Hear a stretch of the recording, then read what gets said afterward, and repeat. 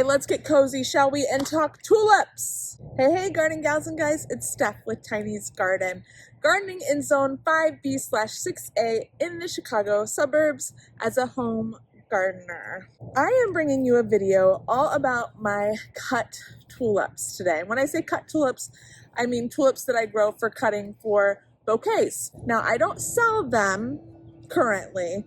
I do it for family and myself, but I've done it the past couple years and I just absolutely love what it brings in the spring to my cut flower garden. And this year, with my pregnancy, I haven't stayed on top of harvesting at the right time, but they're so beautiful in these beds that it just brings me so much joy and fills my cup up. So that being said, today is May 8th, and I've already filmed maybe 3 videos about planting different seedlings and things before this, but I think I'm gonna cheat and put this one up next because A, they're so beautiful and I want you to see them sooner, and B, it's actually coming up to the time where you want to order your tulips, and that's whether you're ordering from a flower farmer or a wholesaler.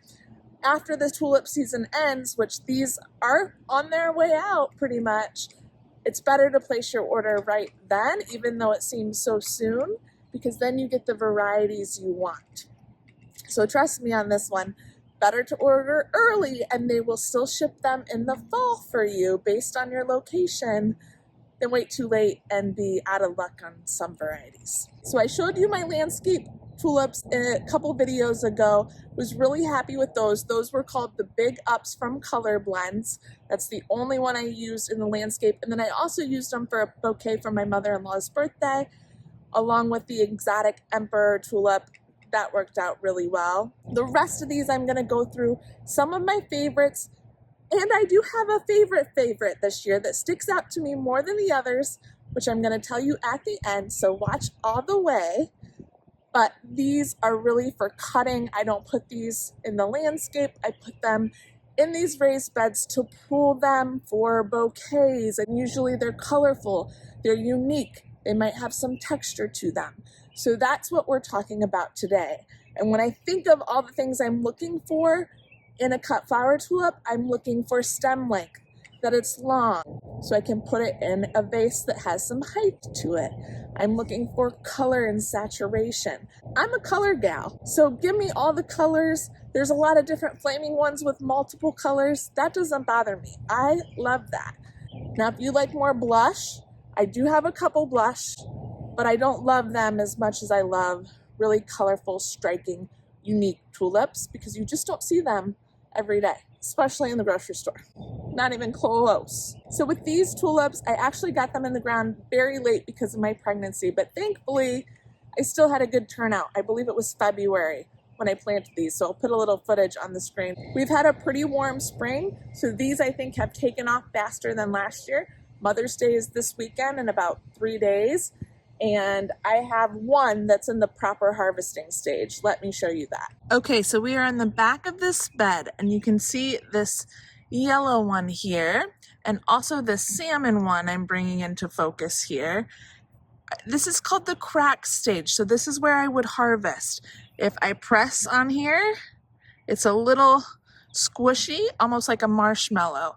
That I could pull with the bulb on and put it in the fridge. Same thing over here, a little crack, little squishy.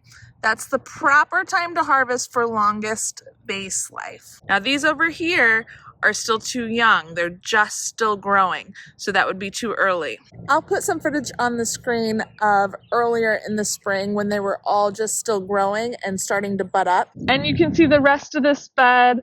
We're starting to bud up here, which is good, but we're not cracking in the cracking stage where you can see color yet. So these aren't ready, which is fine because they'll put on more height as we go, and more height is better for bouquets.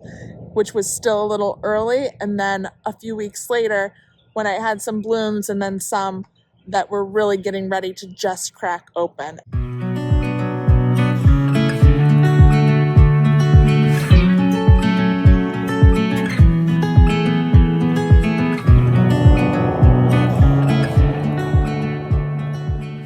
And it did not take these guys long to go fully bloomed with our temperatures.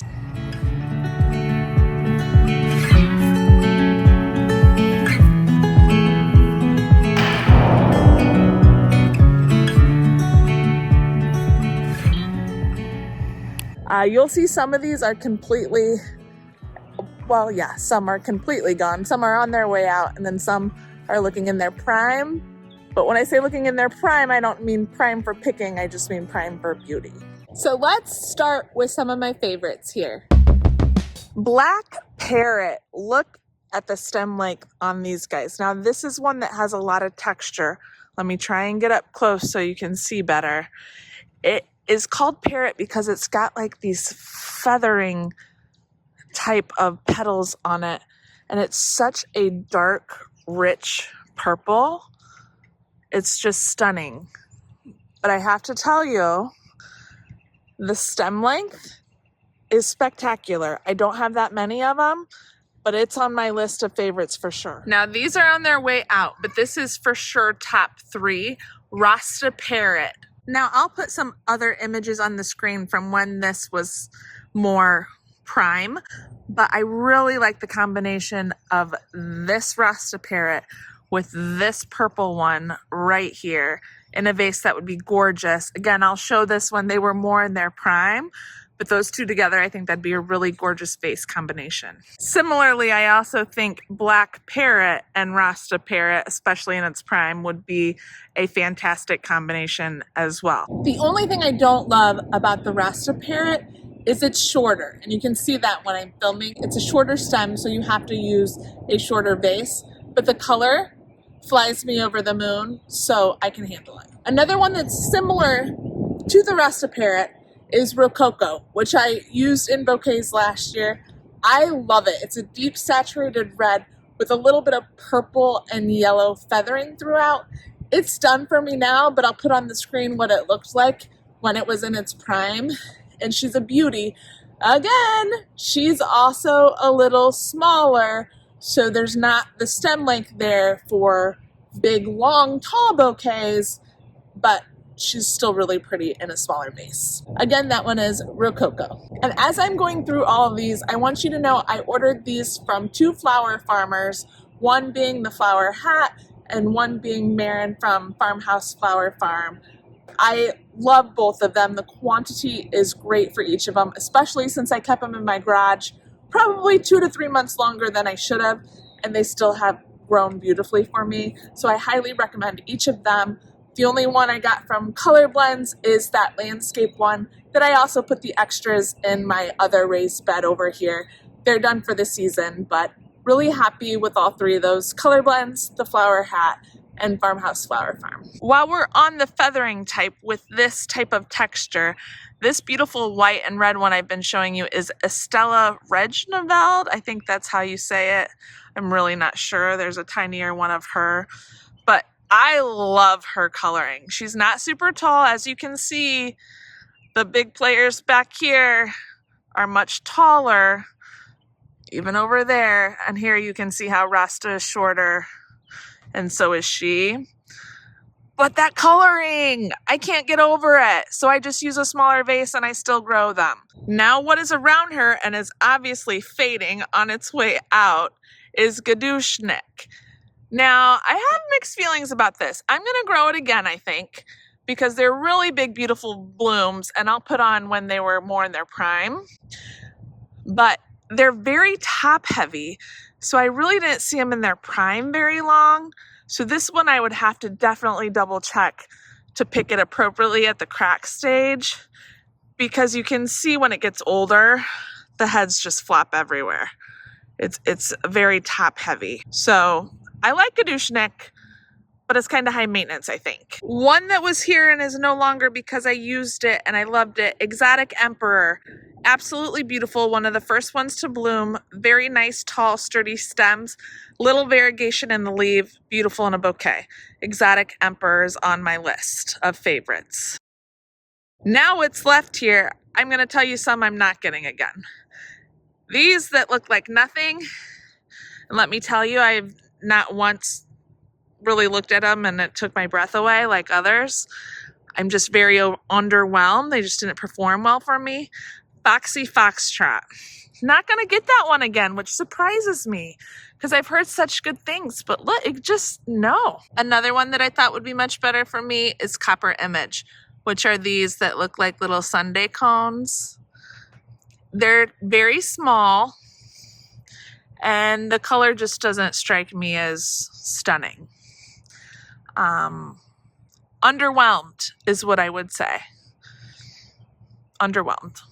I think I stand corrected because Copper Image did put together a nice bouquet for me for Mother's Day. Another one I'm loving, this one here with purple and white striations on the blooms. This is called Jackpot. Now check out the height. Those stems are so beautiful. And ironically, I also have it over here. I think I got from Marin's Farmhouse Flower Farm as well. They did great on both sides and they're stunning. Definitely ordering again, especially if you want one with height. Woo! Look at those tall babes. One that is similar but different coloring to Jackpot, Slawa. This was one of my favorites. It's on its way out, but I'll show you some earlier images of it. Look at that coloring. It's like a deep burgundy purple with almost a salmony striping on it. Slawa, S-L-A-W-A. No idea where the name comes from, but she is beautiful and her height, look at her height. So, so good. Definitely getting Slawa again. That's from the Flower Hat. And these double purple ones are Negrita double from the Flower Hat. I checked my order. Another one I want to mention that was here and is not anymore. Let me put it on the screen. So beautiful. Spring Break. S-P-R-Y-N-G-B-R-E-A-K. Love, love, love. Along the same lines of that striation with white and red. I've never seen it before. So gorgeous. I wish I would have picked it on time to have it in a bouquet. But you can see in the video when it was in its prime. It's a stunning stunner. Spring Break is also from the Flower Hat. And then one that looks terrible right now, but was pretty, I would order this one again, was Sensual Touch. So I'll put a picture on the screen of what that looked like. It was an earlier blooming one as well. Another one that has performed really poorly for me, these burgundy ones here. This is called Tom's Favorite, which looks really pretty in the picture. But for me, you can see they're like, I don't even know. Some are down here not growing well.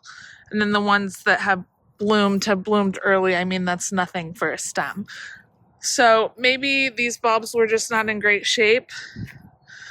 I don't know. I don't think I'm ordering Tom's Favorite again. Okay, 3 to go here, including my ultimate favorite from this year. Hang with me. Let's get through these last 3. Now, those of you who've been following me for a while know I'm not a pink girl. Not really even a pastel girl, but look at these. Mango Charm. So beautiful. These have already faded just a little bit. They start a little brighter, even with a little bit of yellow, but as tall can be, and just so pretty. I'm really happy with these. Nice big blooms. Perfect for bouquet work because they are so tall. Mango Charm. Growing again for sure. One moment, I have to sit down to catch my breath. Y'all, I think these babies are coming in the next 2 weeks. I'm hoping I can hold on another week and a half to get to 34 weeks. Give them some time to develop some more. But your girl's starting to feel it. Starting to feel it. This one has not bloomed yet, and I did show you this earlier. This is called Flaming Parrot. I'll put a picture on the screen of what it looks like when it's in bloom from the Flower Hat. So gorgeous. It is a late blooming tulip. That is why there's lots of buds over here. And yeah, the stems may be a little on the shorter side, but that yellow with the red veining, ugh, I grow this every year. And drum roll, please, my favorite of the season, if you haven't noticed her already. Tall, beautiful, striking color, whimsical, a little texture. Avignon Parrot. right there. For me, she just steals the show. To show you her height, I'm kind of scanning throughout all the beds. She is the tallest out of any. I think she has the biggest bloom size-wise. And how can you not get over that color? I also appreciate how she's kind of whimsical. Her stems kind of wave a little bit, so it'll add dimension to the bouquet, and she can kind of hang over the edge of the vase. We have gotten a lot of rain, so that might be part of it. But I do like how there's some movement to her in the stem. I mean, look at that shot. I love cut flower tulips so much. And Avignon Parrot is my favorite. Number one for me this year, ordering twice as many next year. Okay, Mama, get down here. So what I'm actually going to do now is pull these Avignon Parrots for one more tulip bouquet for this season, because what happens to these beds very shortly is they're going to be flipped to my dahlia beds.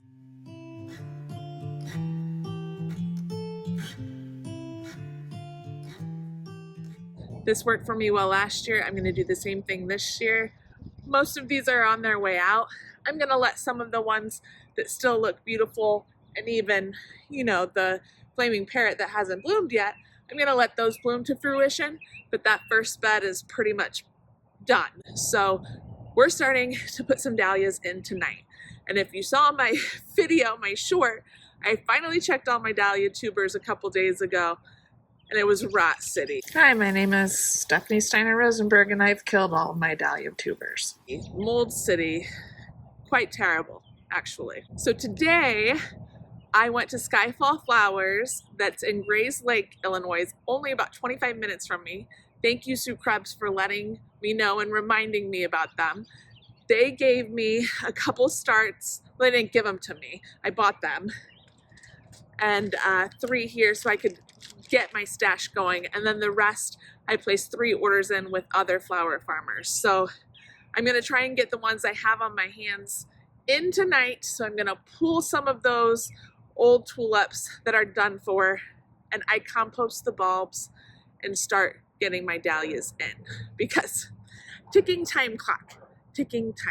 All that to say, I do want one more beautiful tulip bouquet, and these Avignon Parrots are coming in the house with me. I've showed you before how I harvest these, but I'm going to show you again because we're here. I just come to the bottom, all the way down, all the way right by the dirt, and pull up with the bulb. You guys, look at the stem length. I was not kidding.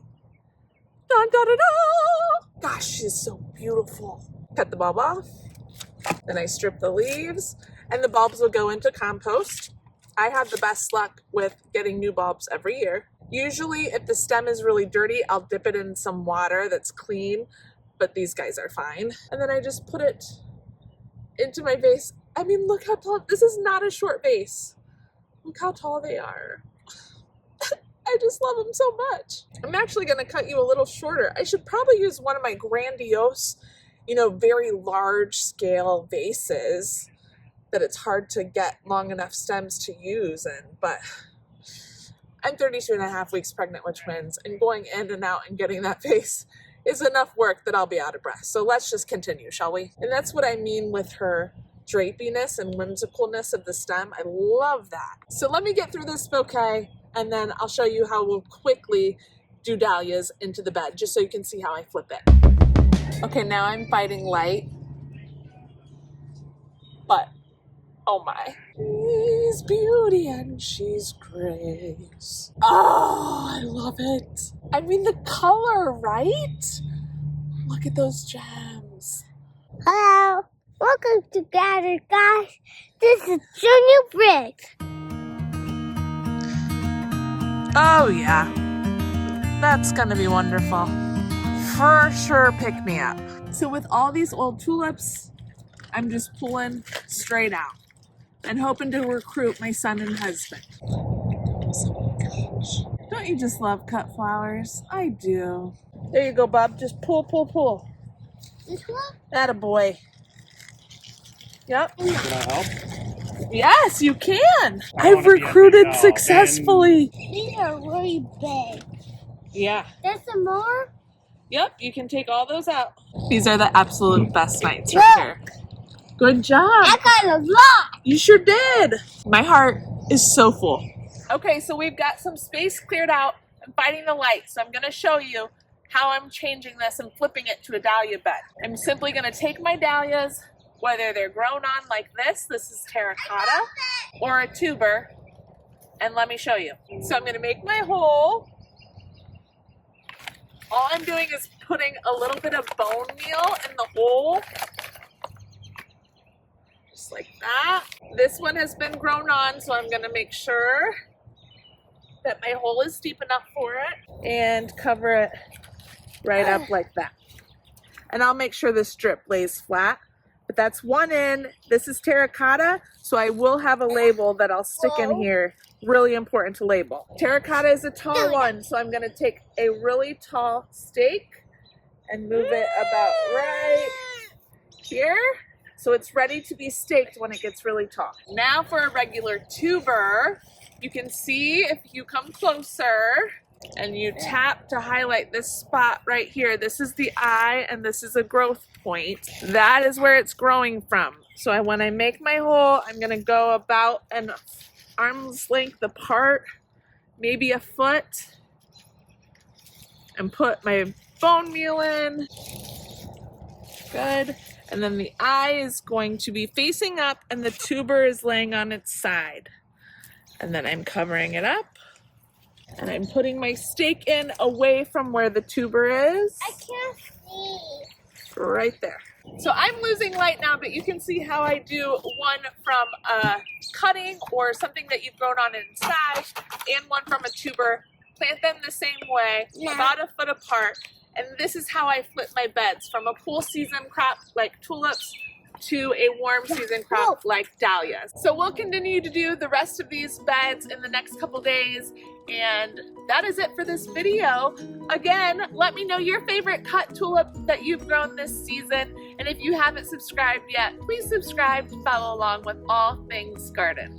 We'll see you in the next one, everybody. Happy planting. Bye. You say bye? Bye. Gardening in the dark yet again.